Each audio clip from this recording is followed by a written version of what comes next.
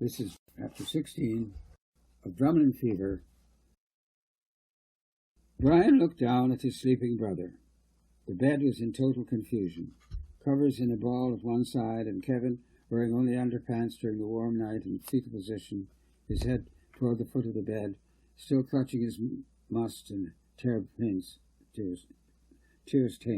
pillow. He looked so pitiful, Brian thought. His big brother, who had always been so good to him and so protective.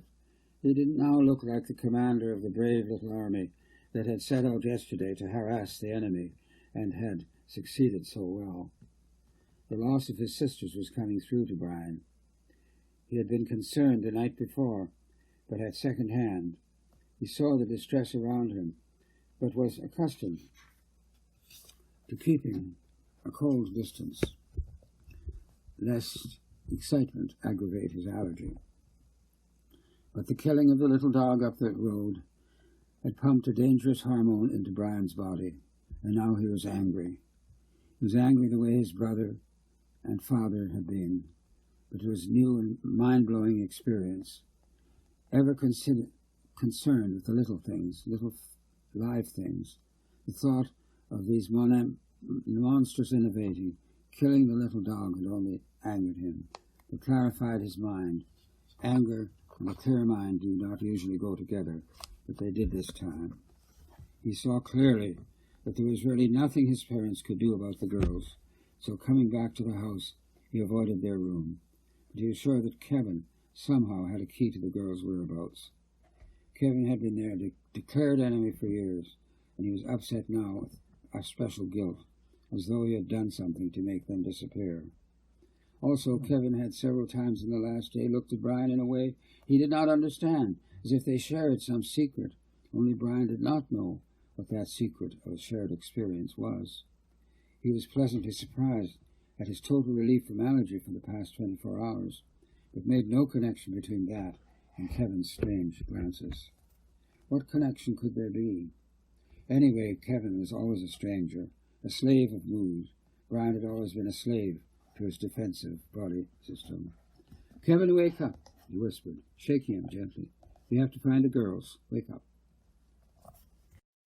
No one would ever really know why the girls slept so long.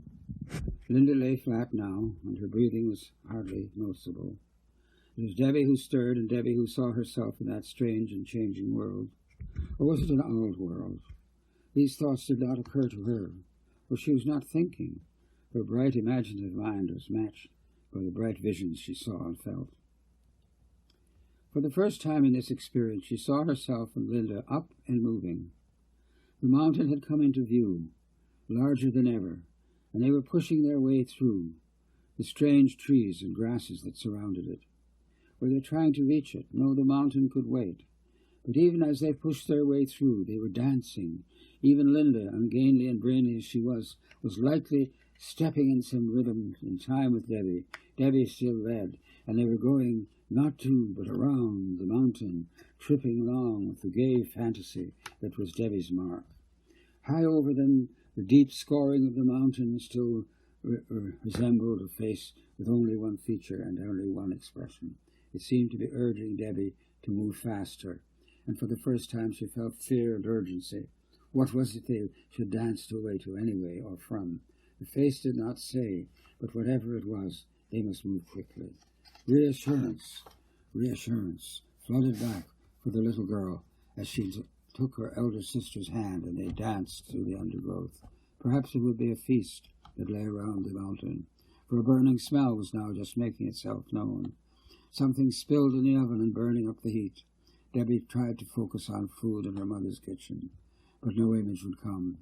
It was only the mountain and the tall grasses and funny trees rushing by as they danced and leapt.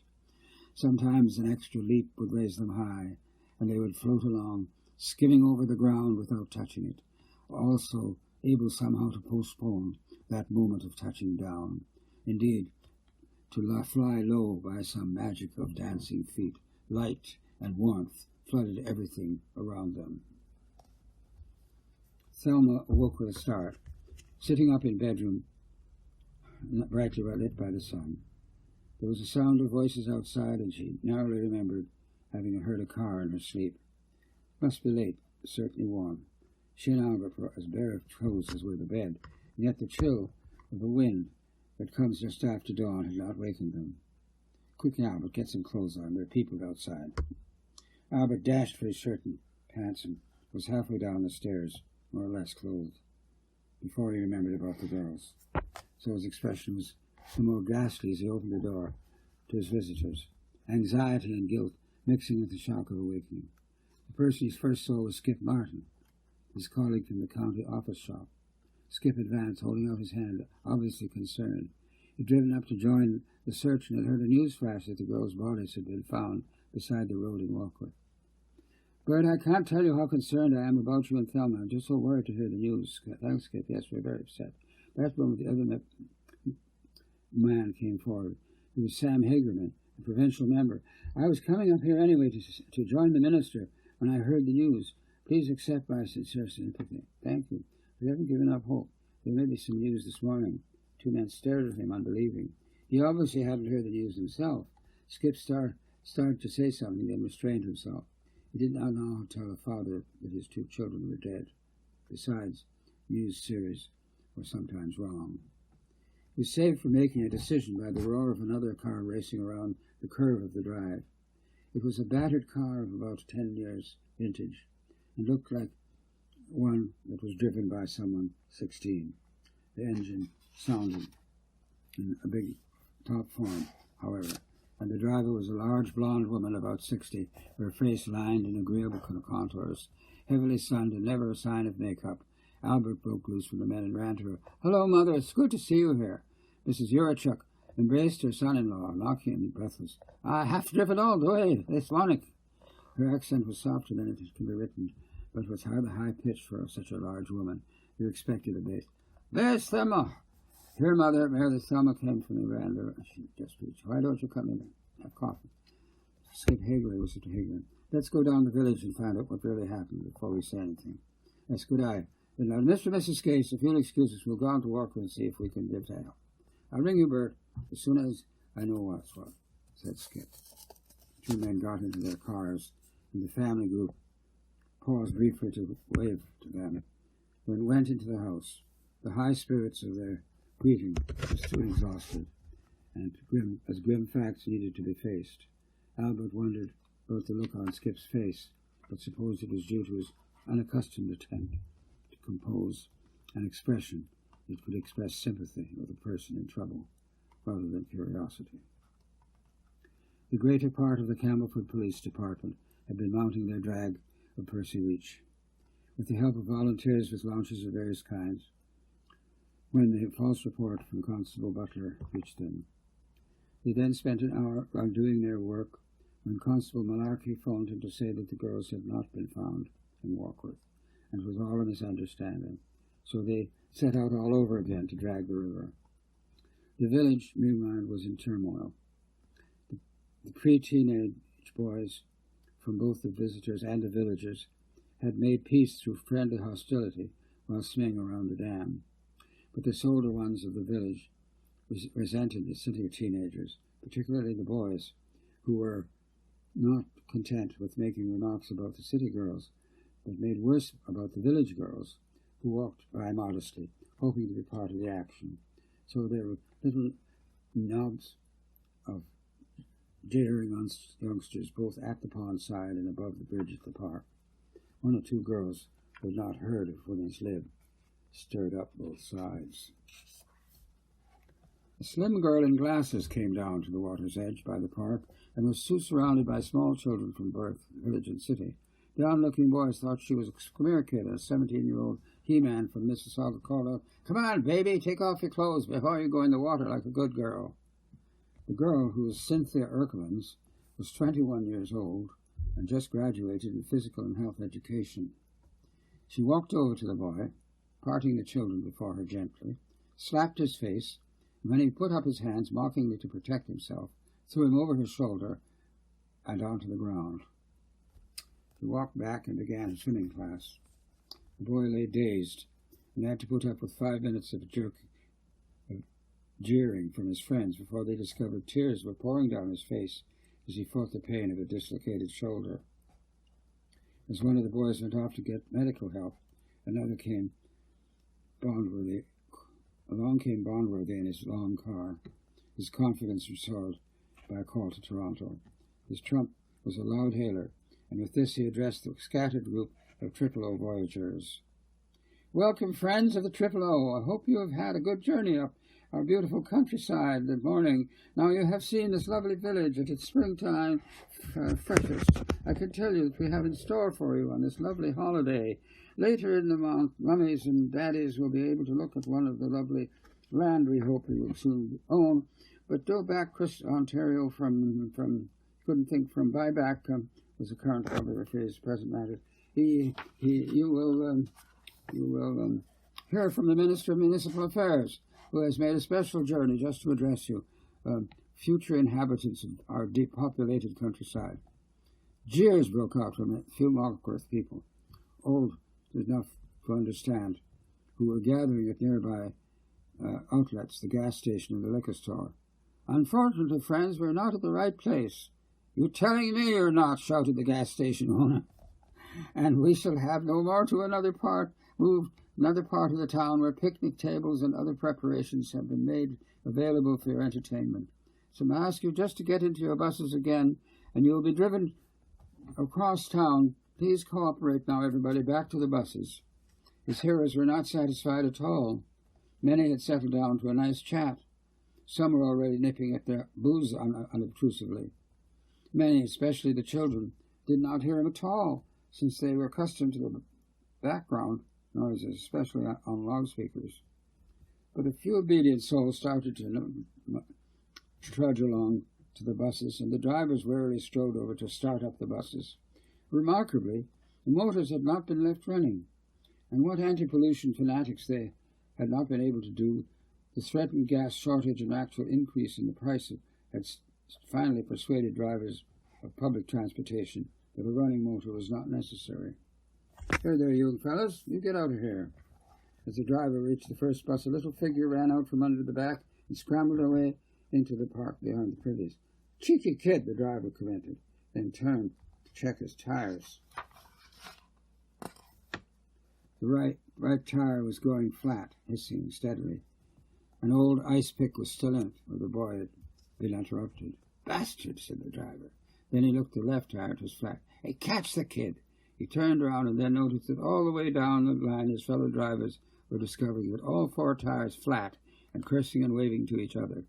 Goose had been avenged, and Jory Rowbottom danced a jig behind the privies, like Pierre Trudeau pirouetting behind the Queen. The council is now in emergency session. Mayor Timothy Scace in the chair. The clerk sat down and Timothy banged the gavel on the deck, saying Amen. Members of the council, you've been called into special session today to consider emergency measures for the protection of the property and the lives of the township. The situation has been developing over the past year and has now come to a head. Farmland is being bought up by your own Ontario Development Corporation and sold in small economic parcels to folks who, while they mean no harm, know nothing of the needs of agriculture. Ugly messes have been made of orchards and pleasant meadows. At this moment, the lives of two of our young children are in question, as their whereabouts. Swarms of strangers are invading our village, not unwelcome by us, but undisciplined and without proper facilities. And now we have news that this corporation, which is a subsidiary of the Now Tell Us group in Toronto, has heard the ill manners to invite the Minister of Municipal Affairs to address the strangers, with no reference to this council, nor to the inhabitants of this area, whose ancestors developed the land and who lie in our cemeteries. When I ask of this council is a resolution to be presented to the Minister this noon, making controls on land use and a land bylaw of the township, putting restrictions on large parties coming unannounced into local facilities. Moreover, I have invited the Secretary of the annual Donnybrook to confer informally with the council to see whether the visitors may not be accommodated by bringing on the Donnybrook a little earlier, and so adding to the proceeds of this annual public-spirited money-raising event. We shall, moreover, require that the Minister address the council in open session to which the visitors and our own people will be invited. Anyone else would be most undignified. The members of the council sat looking at him attentively. There was no doubt he meant business. Even Garth Catting, who had managed to find normal clothes to wear, was afraid to object, knowing the mayor's nieces were in danger and might be dead, and the blame might be laid at the door of the Tribunal. The business proceeded without a hitch. Back in the park, the pandemonium had narrowly been avoided. 1/4 of the visitors had boarded the buses before the news spread they were immobilized by flat tires. The rest had not cared much, but hunger was beginning to assail the children, and adults wondered where they were to get the lunch that had been promised them. Cynthia Erkins had found too many interruptions to hold a swimming class, had sent the local children home. They hadn't gone, but stayed to gaze. Spotting Bondworthy flapping around the buses, his loudspeaker dangling at his side, she ran over to him. "Are you responsible for this mess and all these people? Run along, little girl. Don't bother me. Don't you dare to speak to me like that. I'm in charge of recreation in this community, and you people have messed up our whole Saturday. Now something has to be done." Once again, Bondworthy was tongue-tied. This countryside seemed to sprout women with minds of their own, and this one looked like a kid in grade school, but she talked like his grade 4 teacher whose memory he revered and dreaded. The mouse had squeaked, and the elephant shied away. "I'm sorry, miss. I didn't realize. What do you think of me? Give me that loud-header, please." She took it from her. "Attention, everybody. The picnic will be on the other side of the village. To reach it, we shall have to walk, since the buses are out of order. Will you please come together in groups of about 20, and members of the Own Your Own Ontario Recreation Project will lead you through the village street. I'll look after anyone who is left behind. Is that okay?" Canada is not a military country, though Canadians have a mild and tolerant respect for their armed forces, and some degree of kindly, though suspicious, feeling towards such bodies as the RCMP. But the true disciplinarians of Canadian life are the phys ed teachers, men and women. They are usually a little on the small side, and their voices combine the legal authority of the social worker and the harsh vowels of the radio announcers. Behind every phys ed teacher looms the memory of the sturdy coureur de bois, the optimism of the camp counselor, the golden cliches of Foster Hewitt, the hockey announcer, and the mystique of Prince Philip, Duke of Edinburgh, telling us we are all too fat. Cynthia of Erklin's commands were obeyed as under a spell. Rebellious boys in swimming emerged dipping. Tippers hastily hid their bottles and staggered forward. Teenagers gave up their gossip or their necking and rushed to be in the march. Thus it was that when the Minister of Municipal Affairs and his cavalcade of deputies, aides, and the press, in 4 cars with pennants, drove in from Highway 30, it was held up at the village main street, down which were marching 200 visitors, most of the village dogs and numerous village children, all singing, all together, no, not together, "A place to live, a place to mind, Ontario." "What a marvellous reception," he remarked. "These people must really like me." This is the end of Chapter 16, Drumlin Fever.